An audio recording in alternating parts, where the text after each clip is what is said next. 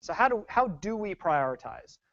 Well, in my opinion, the first thing we say is that if you don't understand the individual stressor receptor interactions, the chances of understanding ecosystem interactions or cumulative effects are really low. So we probably don't want to make that a priority of the pilot scale.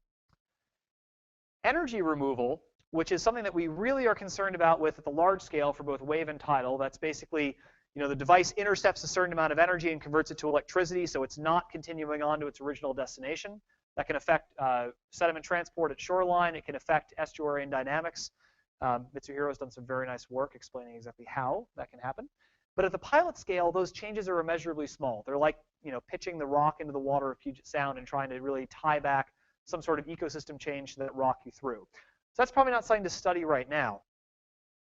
Electromagnetic effects and chemical effects, also at the pilot scale, the signal-to-noise ratio tends to be really low. There's some nice work being done at the national labs on electromagnetic effects. They basically put crabs in tanks. They expose them to extremely high levels of electromagnetic fields, and they see how their antenna twitch differently. Imagine doing that at the bottom of Admiralty Inlet around a tidal turbine. Probably not something we want to spend our time and effort doing. And then there's some things that are simply low priority, like sound and its effect on habitat. So that helps us to really narrow this down a little bit more to kind of the question of what I would say the static presence. This is the artificial reef effect and everything that can come with it. The dynamic effect for tidal, this is going to be things like blade strike. For wave, it's going to be things like entanglement and collision with converters. And then something that I think we can study at the pilot scale is sound. How does a sound produced by these devices affect the environment?